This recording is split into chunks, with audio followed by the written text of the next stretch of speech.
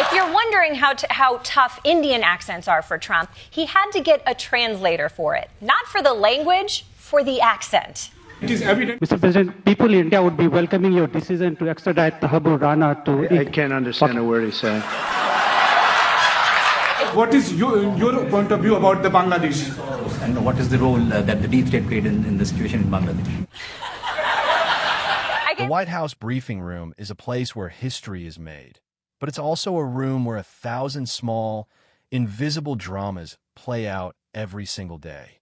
The fluorescent lights overhead have a particular kind of brutal honesty to them, washing out the colors, making every tired face a little more stark, every nervous tick a little more pronounced. The air itself feels thick, not just with stale oxygen, but with the weight of expectation.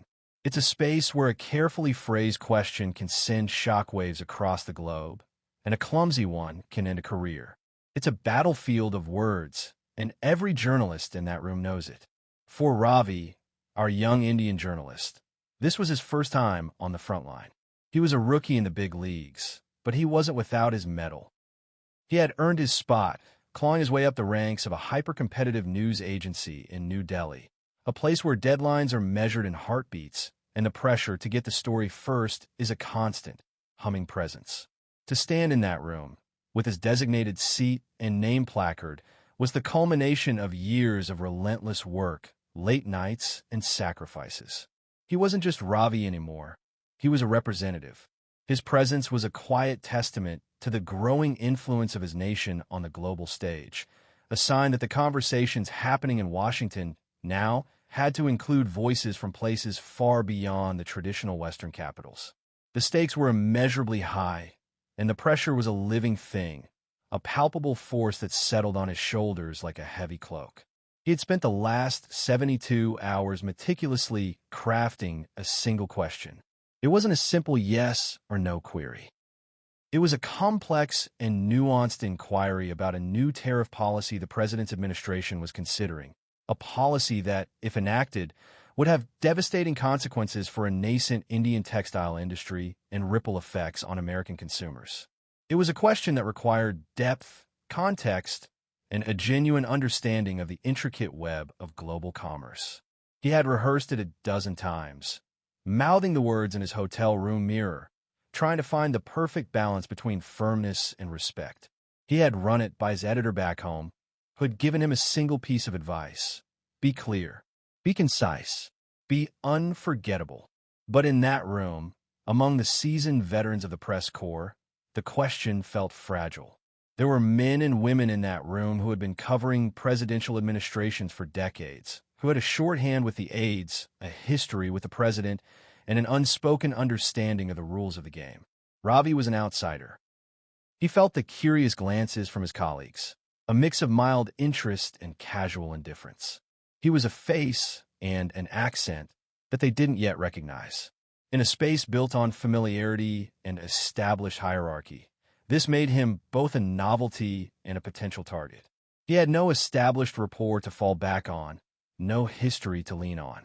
All he had was his question, his voice, and the immense weight of his own ambition. The energy of the room was a microcosm of global power dynamics itself. The established news agencies from New York and London held court in the front rows. Their reporters spoke with the unshakable confidence of people who know their words will be heard, their questions taken seriously. Further back, in the cheaper seats, were the freelancers, the local reporters, the representatives of smaller outlets, all hoping for a brief moment in the sun. And then there were the foreign journalists, a diverse mosaic of faces and accents, all united by a shared purpose: to interpret the world's most powerful man for their people back home. They were the crucial bridge, the translators of American policy and politics into a language their readers could understand, both literally and figuratively. And Ravi was one of them. He sat in his chair, his notebook open, his pen poised, but his mind was a whirlwind. He thought of his parents back in a small city in India who had sacrificed so much to send him to journalism school, who would be watching this live stream with a mix of pride and anxiety. He thought of his colleagues back in the newsroom, who were counting on him to get an answer, a soundbite, a lead. He thought of the thousands of textile workers whose livelihoods hung in the balance, a human cost that his question sought to illuminate. The pressure was immense, but it was also a source of strength. He wasn't just doing this for himself. He was doing it for them.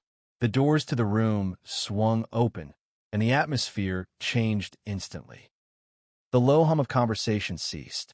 The scattered movements of journalists settling into their seats stopped. The room went utterly silent. The president walked in, flanked by aides, and the air thickened even further. He moved with a kind of kinetic unpredictability, his eyes scanning the room, never quite settling on any one person.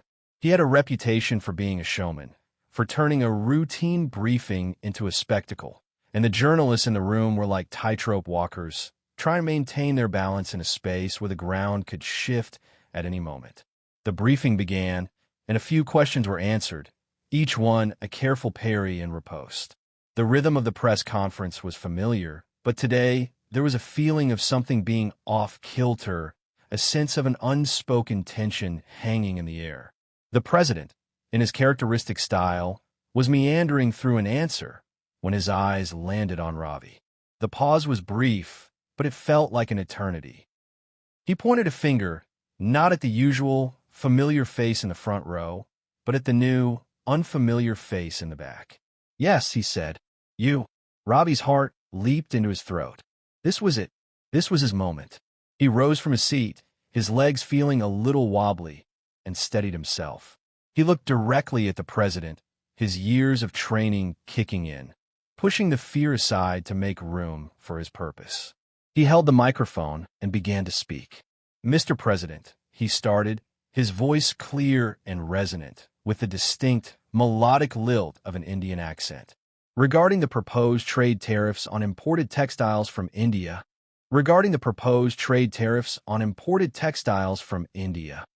the sentence hung in the air, a perfectly constructed question delivered with a confident, though accented cadence.